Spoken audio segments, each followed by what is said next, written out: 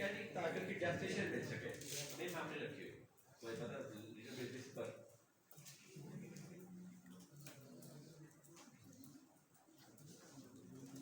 ताकि महंगी गाड़ी हो तो टैक्सेशन ज्यादा मिले। तो आप यूज तो बिजनेस के लिए हो रही है, ऑफ कोर्स होती है, but it depends upon that policy से क्या फर्क पड़ता है।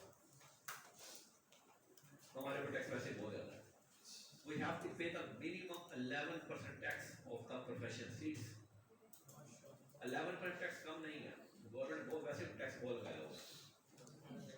तो जो हम प्रोफेशन हम करेंगे, हमें छोटा सा हम करेंगे कि इस तरह मिनिमम टैक्स आगे आना है। एक तो अभी आपने पढ़ा नॉर्मल टैक्स, या पढ़ा आपने फाइनल टैक्स। कुछ कंसर्न है जिनके ऊपर मिनिमम टैक्स है, तमाम चार्टर्ड कंपनी के ऊपर minimum tax applicable at the minimum of the 11% of the 11% of the profession fee हमें देना ही पड़ता। वो अभी नहीं, अभी ने पढ़ाई नहीं, सबर करना है यार जरा। आगे चले, ले बिठाओ जिसको।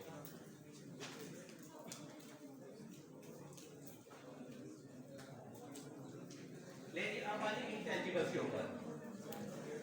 अब जरा मैं दो केस में छोड़ रहा हूँ, इंटेंजिबल्स के ऊपर आ जाएंगे।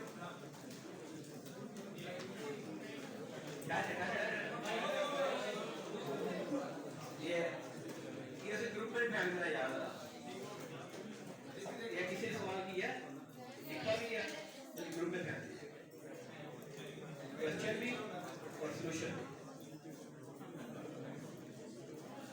चलो जो नहीं है उसका भला हो जाएगा आज। चलो जी, अच्छा ये ना एक मिनट, ये अपना मिसलिनियस हम छोटे छोटे सिनेरियोस कर रहे हैं। आगे मैंने आपको एक बिजनेस का मेरे करवा लिया, कंसेप्चुअल के बिजनेस का मेरे को बनता कैसे है। अब मैं छोटे छोटे सिनेरियोस इकट्ठे करूंगा तो मैं फिर बिजनेस के मेरे को चला जाऊंगा। फिर हम एक बात देखेंगे ऐड लेस कैसे करते हैं, ठीक है। अब आइए जी आप इंटेंजिबल्स के ऊपर प्लीज, अमोर्टाइजेशन ऑफ इंटेंजिबल्स।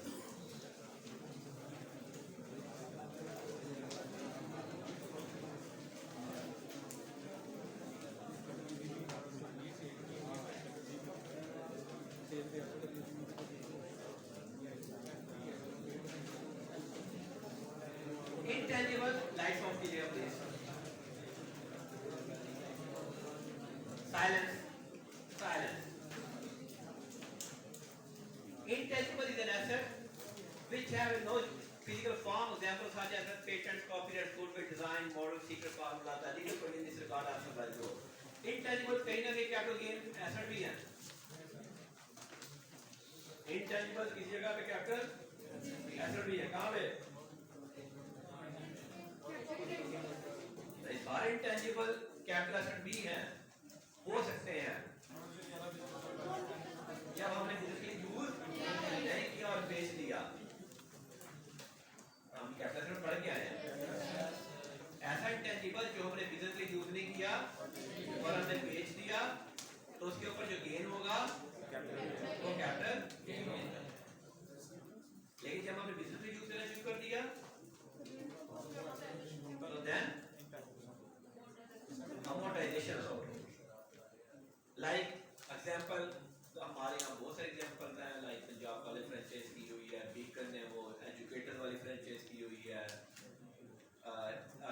एक और एग्जांपल सार्ट एंड पेपर लाहौर का ब्रांड था, यहाँ पे ओपन हुआ, ठीक है जी। वो सारी रेसिपी उन्होंने दी।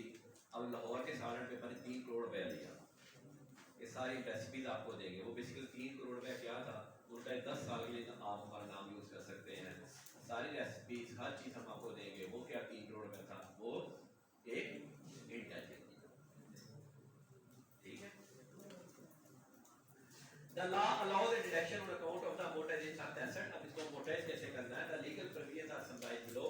A deduction on account of amortization is allowed if the following is satisfied: the asset is wholly or partly used for the purpose of business, the income of which is chargeable to tax. वही chargeable tax होगी तो amortization होगी, अगर chargeable tax नहीं है तो फिर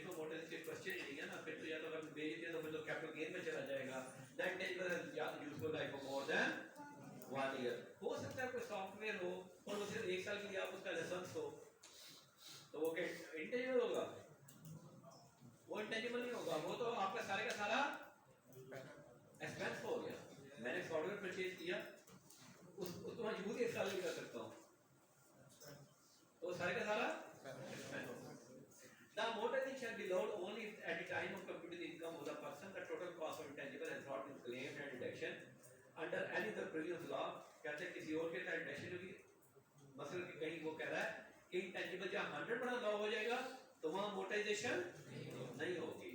natural सी बात थी, कॉमन सेंस की बात थी। The amortisation deduction shall be allowed for each tax year, हर साल में होगी। द अमाउंट इज कैलकुलेटेड लो total cost of asset divide by normal useful life. जितनी यूजफुल लाइफ है उसको यूजफुल लाइफ के हिसाब से चलेंगे। In other words, the deduction shall be allowed during the normal useful life of the asset on a straight line. Pre-commencement straight line में था, ये भी where intangible life, ये practical interesting है। Where intangible useful life that is not ascertainable, then the useful life shall be treated as 25 years. It is enable the person to amortize the total cost of the such asset during 25 years. अगर intangible की life ascertainable है, ये जरा बात थोड़ी सी technical है, mind भी आपको कोई और किताब कंसल्ट कर रहे हो उसमें शायद माइंड भी गलत हो, मैं नहीं कहता, लेकिन इसकी अंडरस्टैंडिंग जरा समझिएगा। जो मैं अंडरस्टैंडिंग आपको दे रहा हूँ इसको हमने देख लिया, अपना थॉरली देख लिया। अगर आपकी लाइफ एसर्टेनेबल नहीं है, एक ऐसा इंटेंजिबल है जिसकी लाइफ एसर्टेनेबल, तो उसकी लाइफ कितनी होगी? उसकी 25 होगी, ना 24 होगी, ना 30 होगी, ना 35 होगी, ना 50 होगी। जहाँ एसर्टेनेबल नहीं है 125 की, और जहाँ पे एसर्टेनेबल है चाहे वो 10 है, चाहे वो 15 है, चाहे वो 20 है, चाहे वो 40 है, तो वो उतनी गिरी जाएगी जितनी बताएंगे। तो अगर आपको न्यूमेरिकल में ये बताया गया है कि लाइफ एसर्टेनेबल नहीं है, उसने कुछ भी बताया, उसने कॉस्ट ऑफ इंटेंजिबल बता दिया और ये बता दिया heavy useful life of more than 1 year. अब आप परेशान हो गए, लाइफ तो बताई नहीं, तो अब क्या करेंगे? Divide by 25। तो अगर उसे कह दिए 15 इयर्स तो डिवाइड बाय। अच्छा, एक और बड़ा इंटरेस्टिंग है। अच्छा, अगली बात तो ठीक है, a fair proportion of part of amortization shall be allowed as deduction if the during tax year the intangible is partly used for business charge tax. अगर पार्टी बिजनेस के लिए यूज हो रहा है तो जितना प्रपोर्शन पार्टी यूज हो रहा है उतना ही एक्सपेंस चार्ज करेंगे। अगली एक और बात जो न्यूमेरिकल में आती है वो ये है, where such asset is not used for the whole tax year, the amount of deduction shall be computed as below: total amortization amount multiplied by the number of days the intangible used for business divided by number of days in a। अब वो करता क्या, examiner क्या करता है? Examiner करता है कि जी इंटेंजिबल हमने खरीदा है और फैब 23/2024 को खरीदा, क्या करेंगे? फैब 23 से दिन गिनना शुरू करेंगे, कहाँ तक? जून 30 तक। उसमें आपको पता होना चाहिए फैब में लीप ईयर है, मार्च 31 है, महीने नहीं आने, दिन नहीं आने। इस इलेक्शन में कहा था तीसरे चौथे में ही, अल्हम्दुलिल्लाह अभी तक अल्हम्दुलिल्लाह, ठीक है जी। डिवाइड बाय 365, पहले साल में कितना हो जाएगा? Number of days use divide by 365। तो पहले साल की मोटाइजेशन आपकी नंबर ऑफ डेज के साथ होता है जी। हाँ ठीक है, वो गिन लीजिएगा, अब आज दिन में ही गिन लेना। It shall be treated that intangible has been used on the day, it shall be treated that intangible has been used on the day including the normal day on which it is available for use। जिस दिन available use हो गया वो दिन भी आपने गिनना है, उसे अगले दिन से शुरू करेंगे। Amortization amount in any case not exceed the total cost of asset। ज़ाहिर है अगर 10 मिलियन का asset है तो ये नहीं हो सकता कि amortization 12 मिलियन हो जाए, क्यों हो सकता? नहीं हो सकता, नहीं हो सकता जी। In the year of disposal, चाहे आपने 29 जून को डिस्पोज कर दिया, no amortization shall be allowed। यहाँ डेप्रिसिएबल एसेट के हिसाब से उलट है। डेप्रिसिएबल में क्या कहता है? Fully depreciated charge in the year of purchase and not depreciated charge in the year of disposal। अब यहाँ क्या कहता है?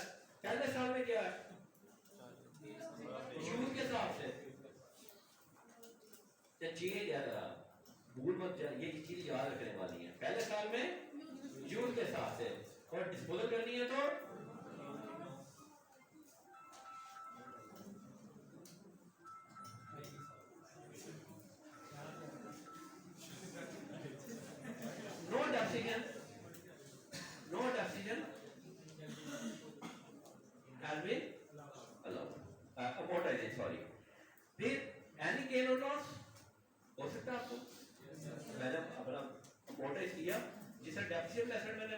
गेन और लॉस करता हूँ तो इसके ऊपर मोटाइज हो सकता है, कोई गेन और लॉस होगा, कहता गेन होगा टैक्सेबल हो जाएगा, लॉस होगा तो आपको ट्रीटेड एज एन एक्सपेंस। ये उसने कैलकुलेशन कर दी है जी, and this is part of the, और ये एक्सरसाइज आपका होमवर्क है जी।